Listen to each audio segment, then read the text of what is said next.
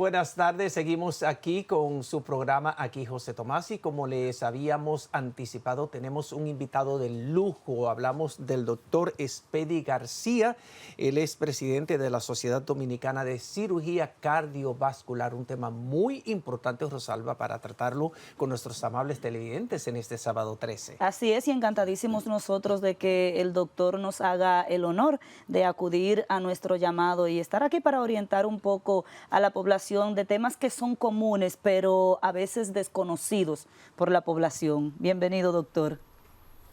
Un placer estar con ustedes, gracias por la invitación y estaremos conversando de cosas digamos, de conocimiento de nosotros en el ámbito de la cirugía cardiovascular y de interés para la población en general.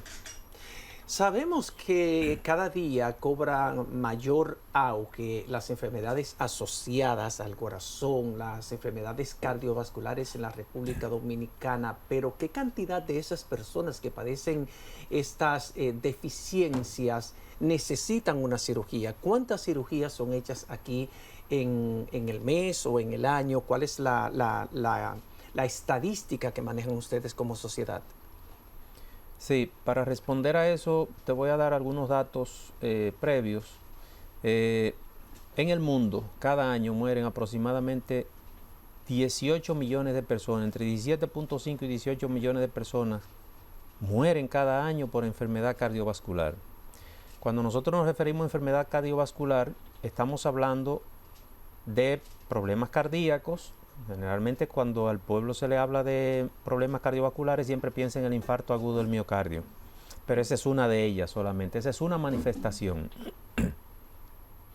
La enfermedad cardiovascular no es solamente el infarto agudo del miocardio, sino que también están los eventos cerebrovasculares que el pueblo conoce popularmente como derrame cerebral, están los tromboembolismos pulmonares, en fin, una serie de enfermedades que tienen que ver con el sistema circulatorio. Pero de esos 17.5, 18 millones de personas que mueren cada año por enfermedad cardiovascular, la mitad aproximadamente, unos 9 millones de personas, mueren directamente por enfermedad cardíaca. De suerte y modo que hoy en día, según las estadísticas, es la enfermedad o es la causa principal de muerte en todo el mundo. Es la causa número 1 de muerte en todo el mundo y la República Dominicana no es la excepción. Nosotros estamos asistiendo ahora a un aumento de la enfermedad cardiovascular, sobre todo en pacientes jóvenes. Nosotros observábamos que la enfermedad cardiovascular, la enfermedad coronaria, la cardiopatía isquémica, por decirlo en el contexto real, científico, la cardiopatía isquémica era una enfermedad de personas envejecientes. Era una enfermedad que usted la encontraba en personas de 60 años en adelante. Pero hoy en día nosotros estamos asistiendo a un número cada vez mayor de pacientes jóvenes con enfermedad cardiovascular. Para darte algunos datos, en los últimos 3 años en el Instituto Dominicano de Cardiología, donde nosotros laboramos, parte del servicio de cirugía cardíaca, en los últimos 3 años, las estadísticas que hemos estado obteniendo es que más de 10%, entre un 10 y un 12% de los pacientes que nosotros llevamos a cirugía por enfermedad coronaria tienen menos de 50 años. Y eso para nosotros es alarmante. Significa que la enfermedad ha ido adquiriendo, ha ido implantándose en pacientes cada vez más jóvenes y eso nos debe llevarnos a nosotros a preocupación. Usted hablaba, doctor, que de un 10 a un 12% de esos pacientes que llegan allá al instituto, de los cuales ustedes a cirugía, pero ¿cuál es el riesgo? O sea, que puede enfrentar una persona y cuál es el porcentaje en la reducción en cuanto a la esperanza de vida de una persona después que es sometida a una cirugía cardiovascular. Mira, según las estadísticas, hoy en día, la enfermedad coronaria, la cardiopatía isquémica, hace al individuo perder 12 años de vida sana. Wow. O sea, cuando tú padeces de cardiopatía isquémica, tú pierdes 12 años de vida sana de tu vida. O sea, si tú ibas a empezar a tener problemas de salud, digamos, después de los 60 años o después de los 70 años, réstale 12 años y esos son los años perdidos de vida sana que tú tienes. Cuando nosotros llevamos un paciente a cirugía por enfermedad coronaria, por cardiopatía isquémica, nosotros estamos restableciendo ese porcentaje que se dañó, que se perdió. Hoy en día la cirugía por cardiopatía isquémica, la cirugía coronaria, como nosotros le llamamos de manera coloquial, el paciente va para cirugía coronaria, es una cirugía muy segura. La mortalidad ronda hoy en día entre el 0.5 y 1%. Y casi siempre cuando hay una mortalidad en un postquirúrgico de cirugía coronaria, se debe principalmente a un paciente que tiene otras comorbilidades. ¿Qué significa comorbilidades? Significa que tiene otras patologías asociadas. Entiéndase, es diabético. Recuerden que entre un 25, un 35% de los pacientes diabéticos va a padecer o va a tener o va a sufrir de enfermedad coronaria. Es un paciente que generalmente es hipertenso.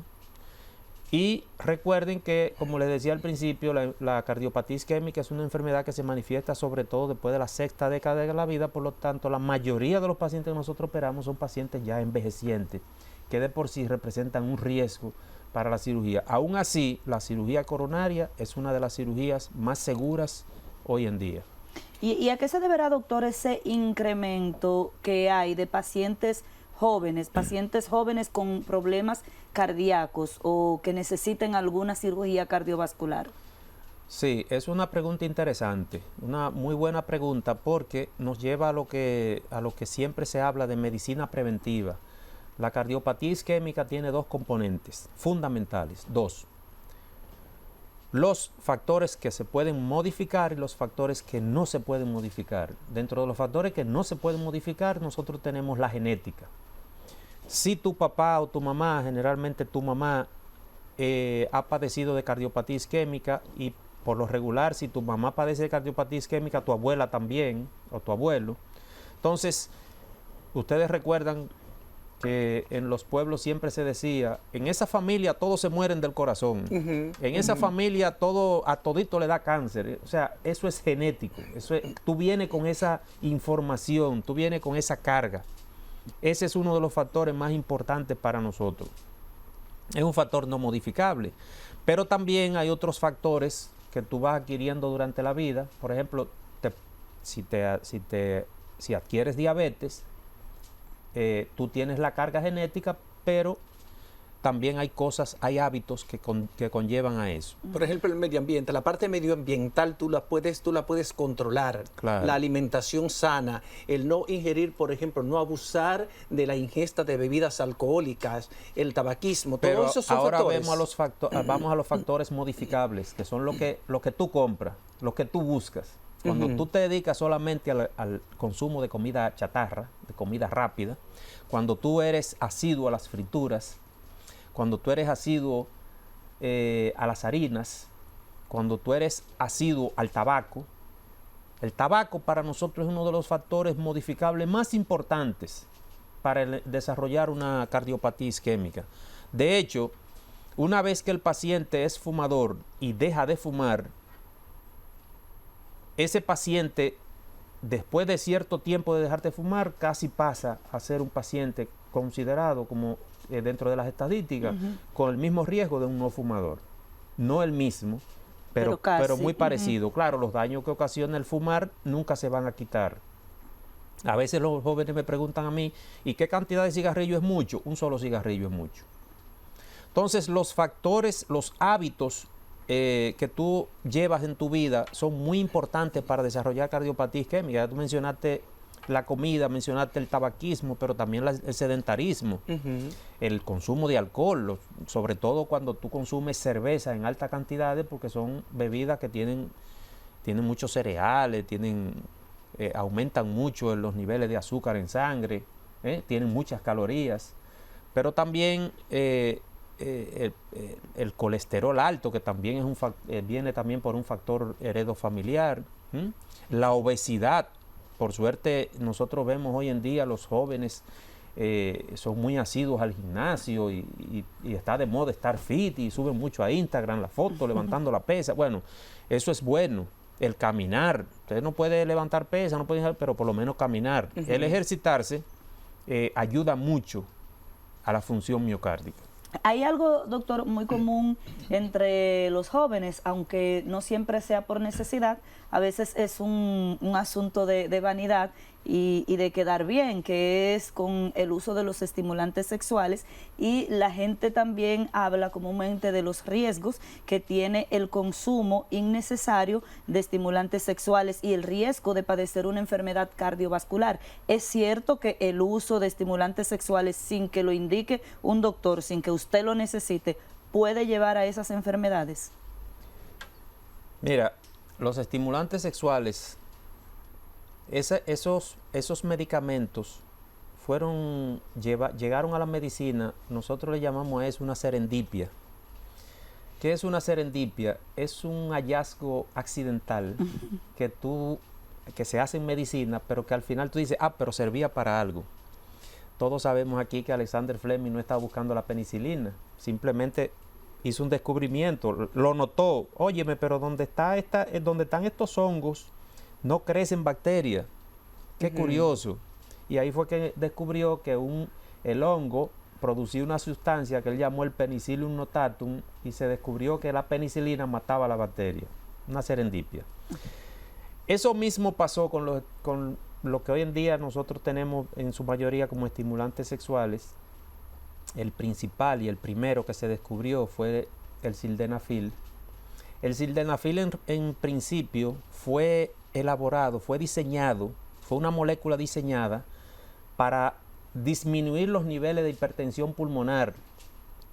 Ustedes conocen la hipertensión sistémica que padece mucha gente, le toman la presión en el brazo, tiene hipertensión sistémica, pero hay una hipertensión que es la hipertensión pulmonar, que desarrollan sobre todo los niños que nacen con una cardiopatía congénita, nacen con un problema cardíaco, nacieron con él, y muchas veces desarrollan hipertensión pulmonar.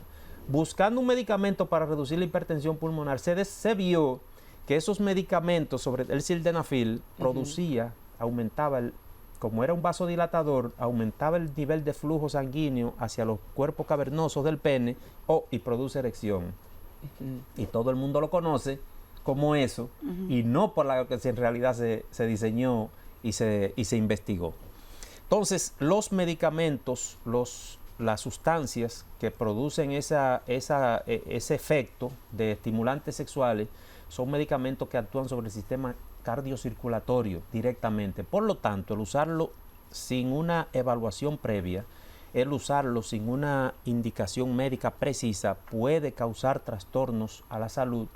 Un paciente que usa estimulantes sexuales sin una evaluación previa puede hacer una hipotensión severa y morir. De hecho, nosotros tenemos registrados muchísimos pacientes que se fueron a una cabaña, se tomaron un poco más de la cuenta porque no querían dar un sencillo, un doble, sino un jonrón, y aparecieron entonces que lo encontraron muerto. Y eso es muy típico, sobre todo en pacientes de edad avanzada, y en pacientes muy jóvenes tienen el inconveniente de que con el tiempo su uso indiscriminado pudiera tener un efecto contrario. No, y que a veces lo mezclan con alcohol, con alguna droga. A veces no, casi siempre. Casi siempre. Casi siempre van mezclados.